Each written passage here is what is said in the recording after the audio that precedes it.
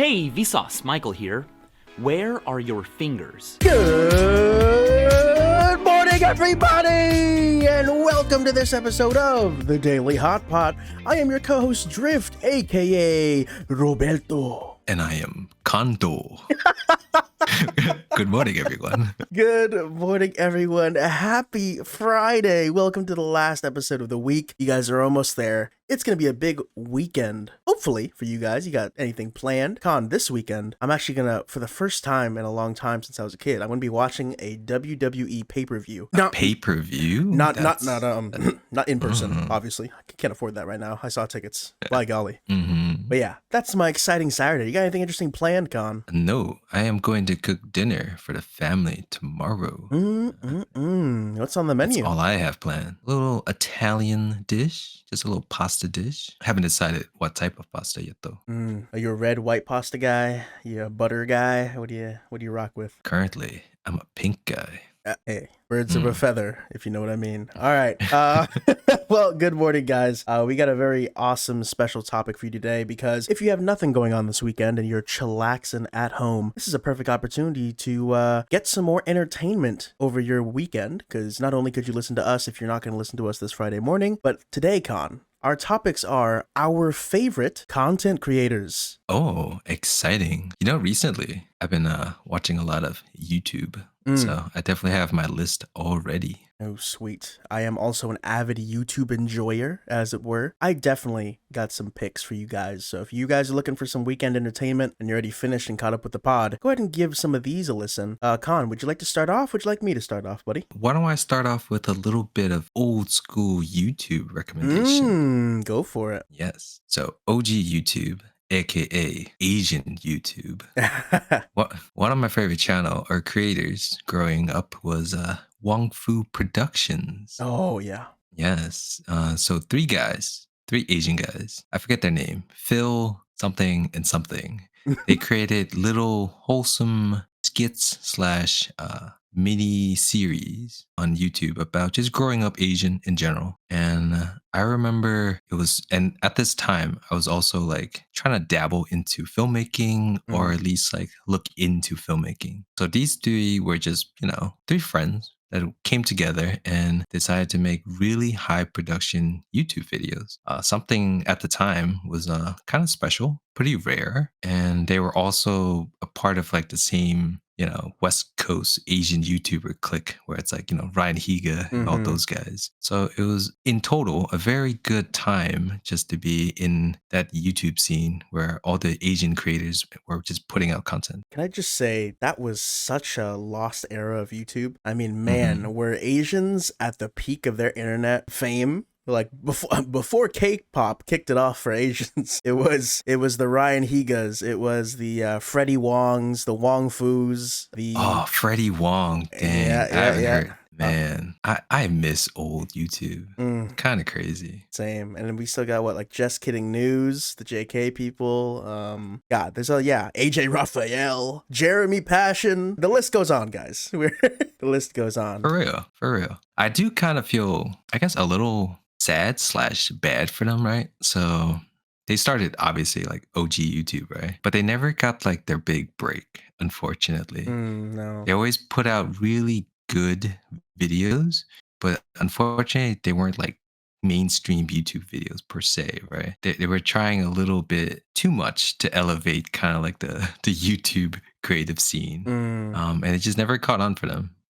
Which is too bad. I definitely enjoyed a lot of their side projects. So they used to have like a vlog channel. The behind the scenes guy, I forget his name, but he created a new company that had like plushies and stuff like that. So everything they tried, I was like so fascinated with, like trying to create a business on YouTube was such an interesting time back then. Yeah, now YouTube is such a wild west still. Maybe not so much in that there's not a lot of settled channels. I mean, YouTube is, you could argue, I guess, just by nature of time, it's at its peak of content creators. I mean, you could say it's oversaturated. But back then, yeah, there was just so much content people were making, and it's definitely a sort of where are they now story. You get this, nostalgic feeling of like, oh man, I loved watching this person. And then sometimes you go that like hour or two deep dive of like, shit, I haven't watched their channel in ages. What are they doing now? And then you look and they like have this like sparse vlogs or sparse content. You look, it's like hmm 8K views, 12K views, and like, damn, bro, I remember this guy would post, and it was like an Asian holiday. I know. It was actually, it's still really crazy. Like, in particular, Kev Jumba, right? Mm. I think like everyone knew Kev Jumba from back in the days, but like his whole journey was actually super crazy. And recently on TikTok, I saw that he was like a monk now. Hey, yo, Yeah, he's like a random ass, like one of those like Shaolin monks monks? that ask for no, but kind of ask for like donations, and one of those guys. Oh, maybe You've probably seen those. he's probably finding his spiritual center, after YouTube fell down. Yeah. Apparently he had quite the journey. I didn't keep up with him, but Neither did I. pretty crazy. Yeah, that's a blast from past con. That's a Mhm. good starter for your list. So Wong Fu, Yes. but high key, you just said check out all the old Asian YouTubers you haven't watched in a while. Check on them. Are they good? Check the retirement home. They hanging okay? That's why I said like I'm gonna talk more about like categories. Mm. But Wong Fu Productions for me, top of the list of OG Asian YouTube. For sure. For sure. Yeah, wow, what a great start. For me, Con, I am going in a weirder direction and a less mainstream direction, but I think it was at one point fairly popular, and that is not a category, a genre, but definitely a specific YouTube channel that I followed intensely and backlogged binged during COVID. I think all of us had the COVID special of like you just fell in love with certain channels, and definitely hundreds of channels blew up during COVID because I mean, hell, what else was anyone watching at the time? But this channel Very specifically was one of the headliners of the explosion of the MRE review channels during COVID. If you don't know what MRE is, and you're not familiar with internet culture or just what MREs are in general, the acronym for it is Meals Ready something, but it's basically standardized what military and soldiers use as packs for their meals. They're ready to eat. They're ready to eat out of the package. They're shelf stable. And if they do need to be warmed or cooked, there's like, some countries have, built-in fire or built-in, chemical warmers to heat things. It's like on the go package. You can store it safely. They have ones for soldiers and they have ones on the civilian market for safety. Randomly, these small channels on YouTube during COVID that like would say, hey, I'm going to review the US Rangers 2014 MRE Desert Packet. These started blowing up and getting millions of views over COVID. But one specific channel that caught my attention was that of Steve 1989 MRE Info. That is Steve 1989 MRE Info. I think I have seen a couple of his videos. Very weird, very interesting. Once again, I think YouTube are full of random niche topics that just catches on with like a lot of people, and it just like blows up in its own like little mini subculture.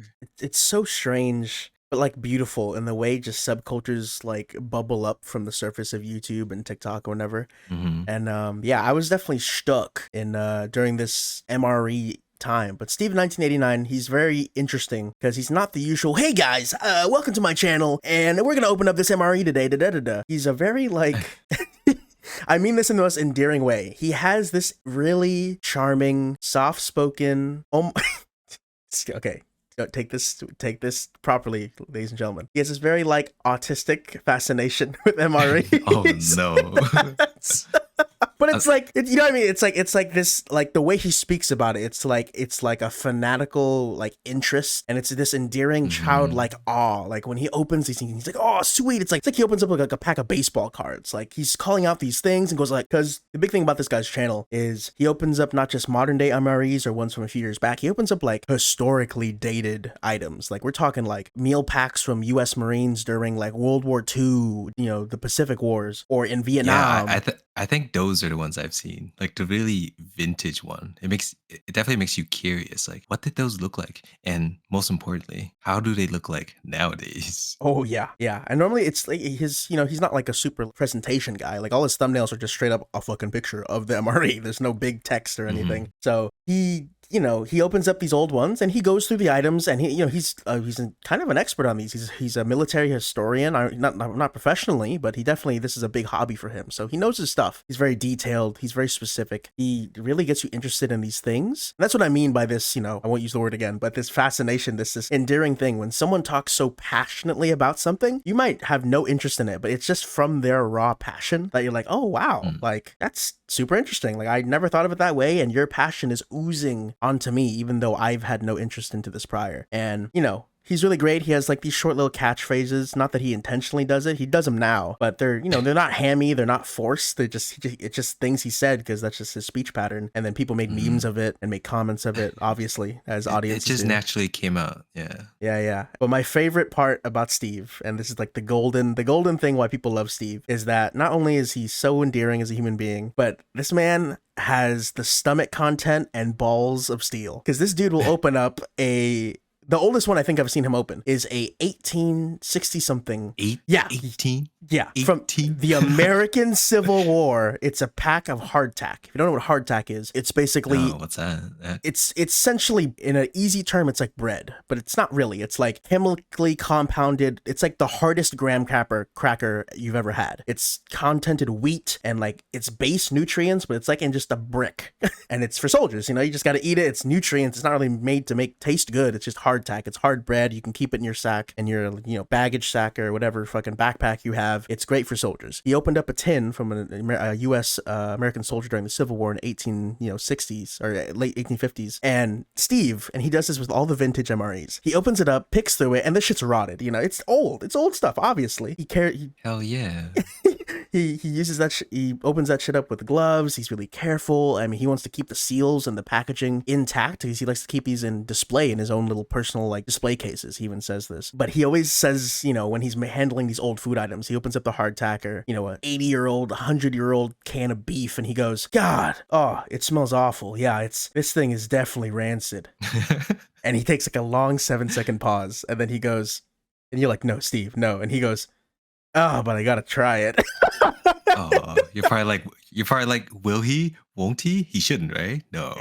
Yeah, the whole time you're like, dude, no way. And almost every time, unless it's like visibly like, nah, if you eat this, you're gonna fucking die. He like, let's say there's hardtack, right? That little bread hard piece. All of it's like moldy, but there's this like little edge where it's not moldy. And he goes like, ah. I mean, but this looks okay, right? He just eats it. You could hear the crunch of it. His head's over the camera. You hear this audible crunch of like the century-old grains mushing under his teeth. And he goes, "Oh, yeah, that's not so good, but man." And yeah, he tries some of the craziest things. And yeah, the running joke of his channel for his videos is always people saying, "Yo, is he dead?" Because he doesn't upload all the time. It's not like every week. He uploads once a blue moon, maybe like 5 times a year ever since COVID. And yeah, man, he would just be long periods where he doesn't upload, and the comments are always like on the latest video, they go, "Yo, is Steve dead? Did the devil or the Grim Reaper finally reach him?" Yeah. So anyways, yeah, give him a watch. He's a really chill channel if you're okay with realizing that at some point you might be watching a dead YouTuber.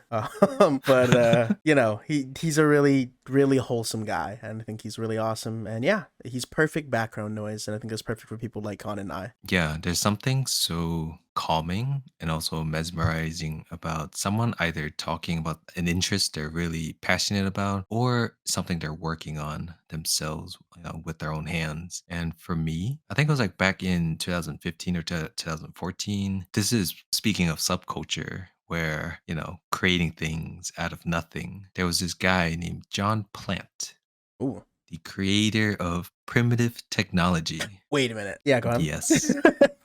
The original Primitive Technology YouTube channel. The channel that spawned numerous upon numerous of other copycats and fake and scammy YouTube channel. But this guy, John Plant, the original one, started back in 2015 or 2016, where he uploads a video about making a project. using only things from the land, things with his hands only, and there's no commentary. He doesn't talk to it through it, and all it is him in the woods. Either it's raining, you get to hear the sound of rain just while he's working, while he's hammering, while he's walking about. For me, it was just so calming. There's something so calming about watching someone just, doing their daily, or not a daily activity, but doing something, Hmm.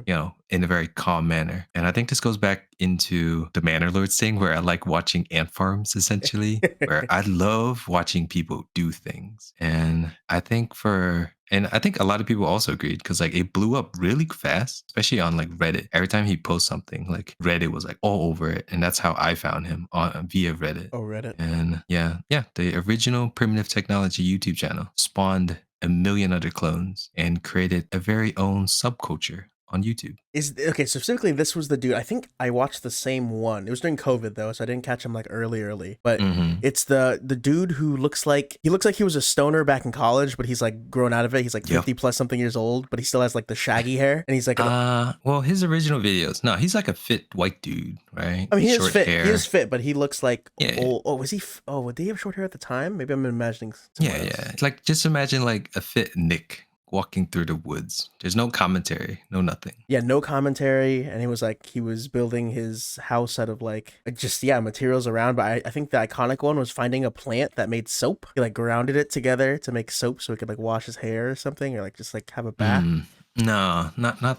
Probably is like another quote unquote copycat. I mean, there's so But many copycats. Yeah. Yeah, he would make like huts, or he'll like come up with a way to make a furnace. I think his very recent project was he's attempting to make iron in a very primitive way. Mm. It was super fascinating. I think the last video I saw was him trying to make an iron pellet out of iron bacteria he found in a river, like Stillwater River. And he was so close, but he didn't quite get the formula right. I don't know. Really fascinating. Definitely a background video watch. I think a lot of people would enjoy it, especially people, like you said, who are just interested in watching someone do something or be passionate about something. Yeah, that's a really good one. I think also I think we talked about the same. I think we watched the same one. It's that lady who the Chinese lady who lives in the primitive village or something. I love that fucking Chinese. Yo, that Chinese girl. Oh my God. I don't know how it happened. It was probably like a government sponsored honestly ASMR channel. It was the most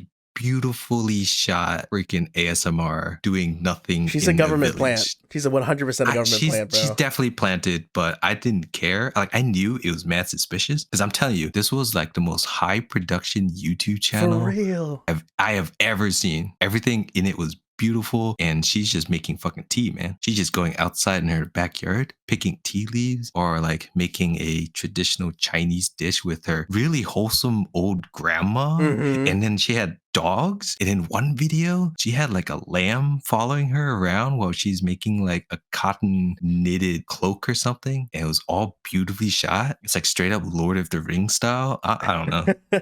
Plant for sure, but my gosh, so beautiful. It was so pretty. I for sure even the animals were planted, bro. They were like brainwashed. Yeah. Like, they were way too in sync with the whole vibe of the videos that they had that there's no way. Yeah, like straight up Chinese Disney princess for sure. That also another great channel. Same vibe. Same vibe.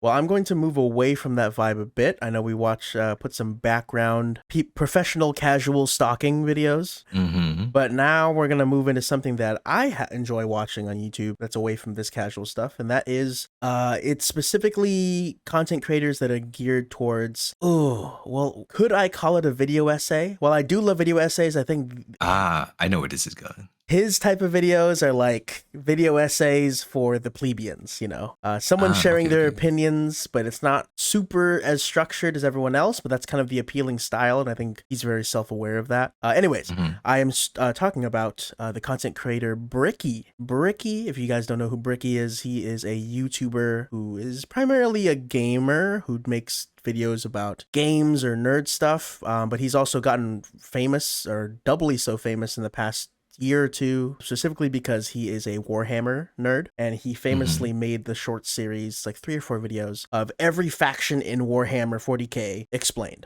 And you know, people love that. People love doing the short dives into to fantasy worlds or kind of sects of nerddom that they haven't ventured forth into yet. So they like videos like Bricky's, where it's like, oh, well, here's a short explanation of every faction in it, so I can get the quick little rundown, the little elevator pitch. And yeah, but prior to that, he was making videos of just like, they were like not really reviews. They were really just like talking about his experience with the games and his opinions on them, which you might say is like a review, but it isn't. It doesn't have the whole like, I give this an 8 out of 10, or hey, I think that you guys won't really like this because this game design this. He kind of just mainly does a long form 30+ minute video, usually 25-30 minutes, of just whatever video game he's talking about or whatever even short show or movie he's talking about, and he just shares his thoughts. It's obviously more structured, it's memey, it's a little shit posty. It's not as unhinged as some other channels like Ranton, which I love Ranton, by the way. I can clump him into this recommendation, another game reviewer. But yeah, Bricky, really entertaining. He's smart, he's funny, he has a little weird, endearing, I'll say it again, but not in the other way like Steve is,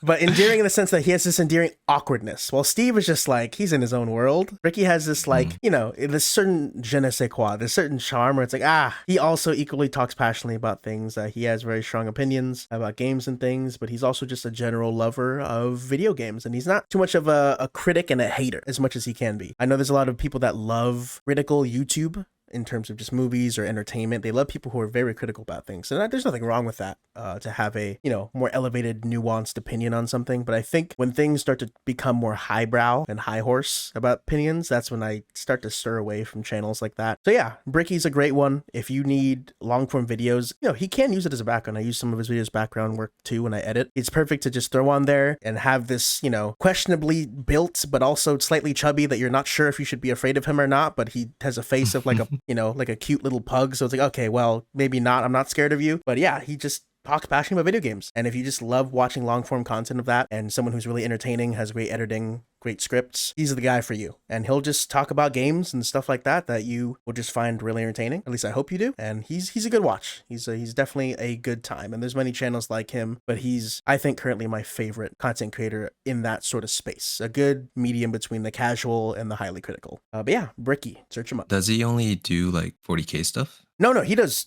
all sorts of things, mainly video games in general, but he just got popular for 40K stuff. If you want to go for specifically 40K stuff, you'll go to his channel, Adeptus Ridiculous, where he does like a weekly podcast with one of his friends about 40K and all the stuff. And he does it full send. He like reads books. He plays the tabletop, paints armies. So obviously that means he pulled out his 401k to pay for an army. And you know, yeah, if you're looking for that. It's actually kind of crazy how popular tabletop gaming is on YouTube. Oh, like yeah. Critical Role and stuff like that. Yeah. Yeah, millions of views for like, you know, 4-hour long videos, right? It's kind of crazy. I think people...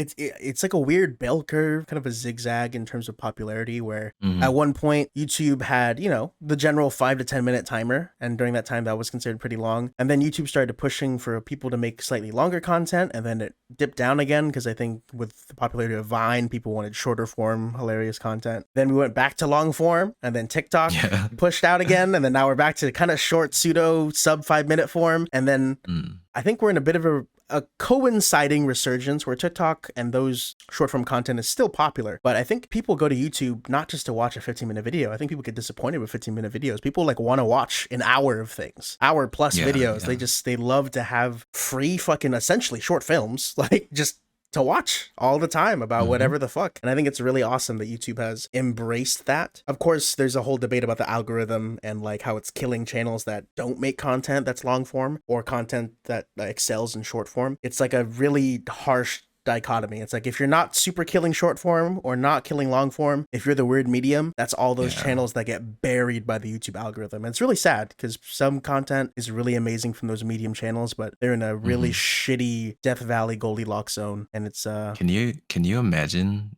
the amount of content that has like gone unwatched? Oh, Like, can't even think. Can you like imagine, right?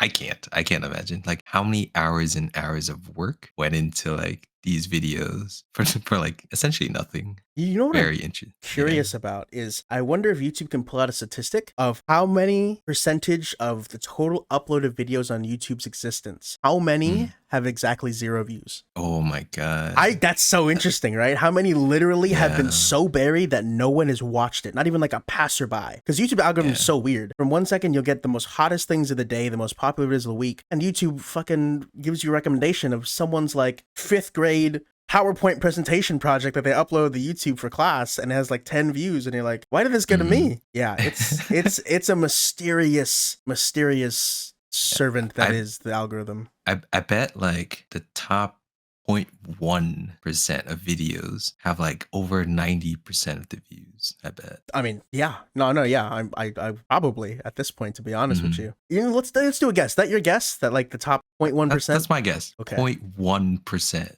harbors of 90% of total view share. That's crazy to think about. You know what? I'm going to say that I'm gonna go a little high. I don't know, man, because you think worldwide, Right? anyone can just I upload a YouTube know. video and it not be seen. I know. Fuck. It's definitely 0.1. It's got to be 0.1. It's you know what? I had to agree. I was gonna choose something else, but Yeah. it has to be a 0.1. That's so crazy. Wow. Yeah, I'm sorry to those of you that for those that just uploaded for shits and giggles and then didn't care about the views. Yeah. Okay, whatever. But those of you that are trying to make it on YouTube, trying to make it a career before it's even got off the ground, I'm sorry. That's a tough road to go to. That's it. I have a video of my dog. I think like playing with a toy, totally randomly, right? Oh, I no. just posted it as a test. It has like 2,000 views. Dude. Kind of amazing. I was like, what? Why? I mean, it's a dog though. You know what I mean? Like when It's dog like, content I pops don't up on know. your feed, I was- click on them all the time.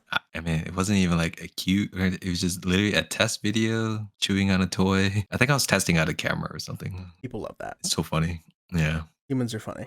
Yeah. Well, actually, relating to what you said, Mhm. speaking of video essays, do you remember the channel Every Frame of Painting? Yes. What happened to them? The original, I would say, arguably the guy that like really not kickstarted, but really mainstream the idea of highly produced video essays, really short video essays. And in the same style too. I think he like grounded the style of the way people Yeah, do he video did. essays. He really did. Yeah. Because they're all the same. I mean, not all the same. Some are more casual than others, but like he's like kind of the benchmark. Like everyone that wants to make video essays, it just kind of looks like his, you know? I still don't even think anyone even came close to like his style. So Mm. what happened to him is he got a job. He got a very nice job. Okay. Yeah. Good for him, man. Shout out. Like, Yeah. oh, No, damn. very cool. I mean, I'm sure his job pays well, but God, man, Mhm. I feel like if he continued, since he was kind of the only one really doing it on the market that at that scale and that quality, he could have been making some good fucking money on YouTube, man. Maybe He'll be not back. nowadays. He'll be back, but I'm sure. Yeah. I hope so. But then again, like when he went away, the market was in high demand, and many channels filled in that space. I don't know. If he did come back, Well- it'd be out of passion, not out of wanting it to be a Mhm. genuine business venture. Albeit, I mean, he hopefully made the channel and made those videos out of passion regardless. YouTube, such a beautiful thing. Mm. And for my last recommendation, kind of related to 40K Hammer. I don't follow Warhammer 40K? Sure, whatever. I don't, as you can tell, I don't know anything about it. But what I actually do like is watching is people painting the miniatures and making the buildings and making dioramas. Oh, For some reason, actually, not even for some reason, I just love watching people make things. And one of like my top 5 favorite things for people to make are dioramas or little figurines, something based off a popular mainstream IP. And recently, one of my favorite channels to watch is Studson Studio. Studson Studio. Yes, so he's a crafter, and what he does is he takes trash, essentially cardboard, plastic, whatever he has lying around, and he creates beautiful objects from movies. Yeah, so he made Howl's Moving Castle, or he made the hotel from Spirited Away and stuff like that. So what kind of stood out to me was his editing style. The fact that he himself his commentaries are super funny. If you watch, it's like a certain sense of humor that I can't explain, but it's there when he makes things. And also when he ends his videos, every video he creates a different song based on his Patreon's name. And Oh, I thought that is such a cute and wholesome way to reward his patrons. oh, But in general, I think the category or subcategory of making dioramas, crafting videos, definitely a special niche of YouTube for me. that is such a that's so calm. But I mean, I get it It's so because yeah. it's like the I don't know. chill. No, because I was in the same space. I actually, man, that reminds me of a channel I found during COVID, and I haven't seen since. So it actually makes me after this episode, I want to go find that channel again. It was a small sculptor who, Hmm. not for minis, but just did normal sculpting, and he kind of got a small, big audience, probably like a 10K, 19K, probably grew from that, but that's back when I saw him. He got a small audience because he would make, probably like 2 feet, 2 foot tall clay sculptures of Dark Souls bosses. And Ah, people loved it. I mean, obviously, right? yeah, yeah, yeah. Of Souls course, of fans are course. rabid. I am a Souls fan. Don't Hmm. get offended, fucks. But yeah, and it was just so cool, so well detailed. And initially it would be the classic YouTube style where it was just, a speed ramp of whatever he was making and no commentary, maybe some YouTube music. Then he Yeah, started yeah. to put them up and then also talk through his process and have voiceovers, and then it slowly just built up where he was doing voiceovers and then he was doing like being on camera showing him sculpt, as well as like talking about, oh yeah, I was making this piece during a time when I was feeling a lot of anxiety and I was really putting in these details. And it's like, oh, like again, someone who's very passionate about something and just sharing it. There's something calmingly, maybe not therapeutic, but there's just something soothing to the soul to just listen to someone be passionate about something and just watch them for 20 minutes, 30 minutes, an hour, just do it. And you just, as I said in my statement before, it is casual stalking. Legal stalking, as it were. And it's people watching is just, yeah, it's so fun and so interesting and so calming to have people share that. And yeah, so for Mhm. yours, that kind of reminded me of it. Yeah, and I've seen like those are my favorite channels where it's like either someone creating things or someone talking about a passion that they're into. And to go along with what you're saying, I think there's something special about watching a channel that grows, Mm, right? And seeing the content creator, and very specifically to emphasize creator, how they grow their own channel and the steps they take to either have better production or throw in like a new format that he saw that or they saw that became popular, mhm. and listening to his viewers and actively interact with the viewers to make his channel better. There's something special with that, seeing someone from going from like 10,000 subscribers to millions of subscribers, Mm. right? And I think a lot of my channels that I've seen kind of like that, where I, not to say discovered, but I found them early on. I subscribed, and just seeing them grow and seeing their format change. There's something a little special about that.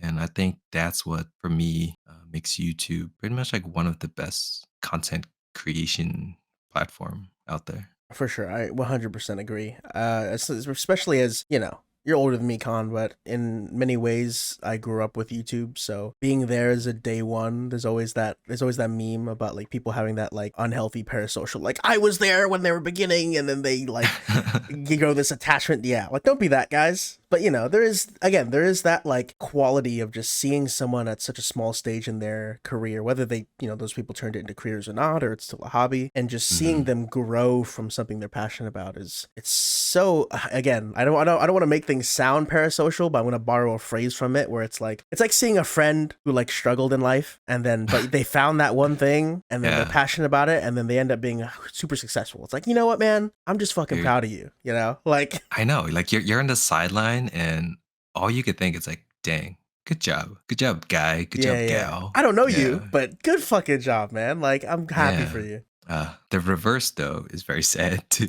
I've seen channels that I follow that like oh man, they're not growing, or it's like they're dwindling, but they're trying, and I'm like, oh my mm, god, I'll watch, but ooh, ah. I feel you, I feel you. I don't know what's sadder, someone who can't get it off the ground, or seeing the downfall of a super popular YouTuber you used to like follow. Like again, someone Yeah.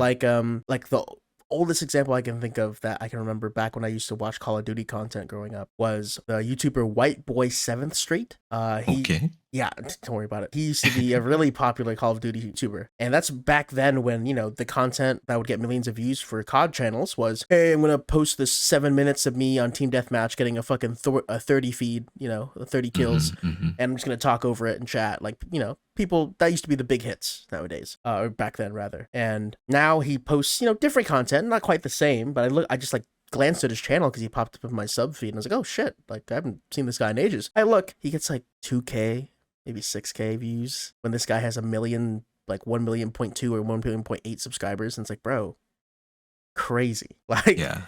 it's, I don't hold White Boy 7th Street in my heart like that, but just to see it as an example of just like a big YouTuber. I'm sure some people have examples like that where they had like a really true to heart favorite YouTuber that they have a lot of nostalgia for, and they look at them, it's like, damn, you're like losing money with this channel, high key.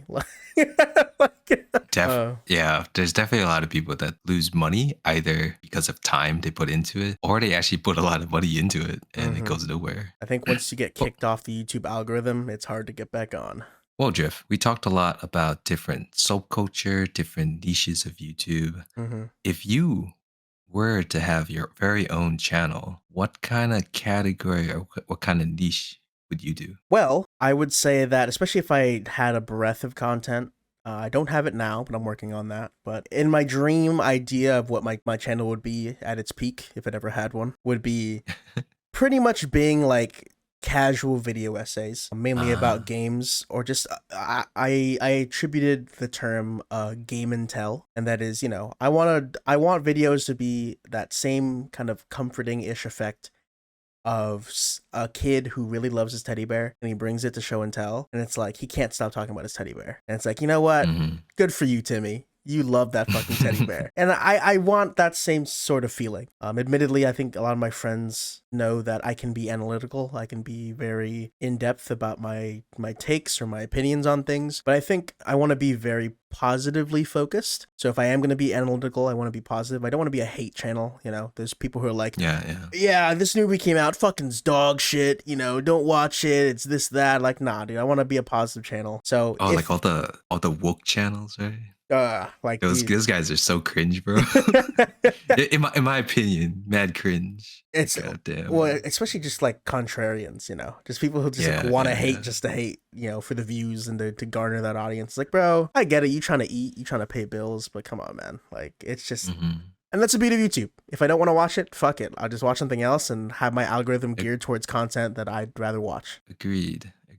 Yeah. So that'd be me. Con, what about you? If you, I know you've had YouTube channels in the past, but there's oddly so many that I would want to do. Well, the ones, let's say the dream ones, I would love to have a food vlog, like Mark Wiens, Weins. He's like living my dream life, man. It's that white dude with like the really short hair. No, it's the Asian guy. I think he's Thailand. Mark Wiens. He's like a food vlogger. He goes around and he just tastes food, and he has like crazy facial expressions with his eyes and stuff like that. But yeah, I would say like that's my dream job, be a food vlogger. Alternatively, I would love to be a Lego reviewer. That's so cute. If I were to be a review channel, and if I were a crafting channel, I would make dioramas. Like, just think Manor Lords, like what you see in Manor Lords, but miniatures, little mini versions. Yo, I would love that. That'd be so chill, and it'd be such a you know what? More than anything, I think you should do that. I know. We even talked about it before, where it's like, God, let's just be a fucking vlog channel where we just review food. We just go to local spots and just eat. Yeah. But no, that's arguably the easiest of the three to be a food vlogger. That's true. That is true. But that the latter, I want that for you, man. Me too. I want that too. Well, Con, I was happy that we went down this little YouTube memory lane. I know content creation goes beyond YouTube, but come on, guys, we're not going to recommend you a fucking TikTok channel or some shit. So, there you go. To recap, what do we got, Con? We got check out your old Asian YouTubers that are still kicking it, mainly Juan Fu. Go check out some Steve MRE. Go check out some chill. What is it called? Not indigenous. What is it? Primitive building. Primitive technology. Primitive building in tech. Yeah, and also check out Bricky. And you know what? Just check out those old channels that you used to love and support those smaller creators. We have some great ones out there. Some that we especially have never seen. There's a reason why they're small. Let's give them a big boost. But Con, you have anything left to say to the people to have a good weekend? That's it. Why don't you guys this weekend go out and create something and tell us about it? True. You know what? Leave it in our podcast poll. We have not many people comment on there, but maybe you guys can share with us either there or on our IG or TikTok or wherever if you guys create anything. But yeah, anyways, Con, I had a blast. What a great week 5 of the Daily Hotpot. Yes. Still moving. Yes. Still chugging. And as always, take it easy. Bye.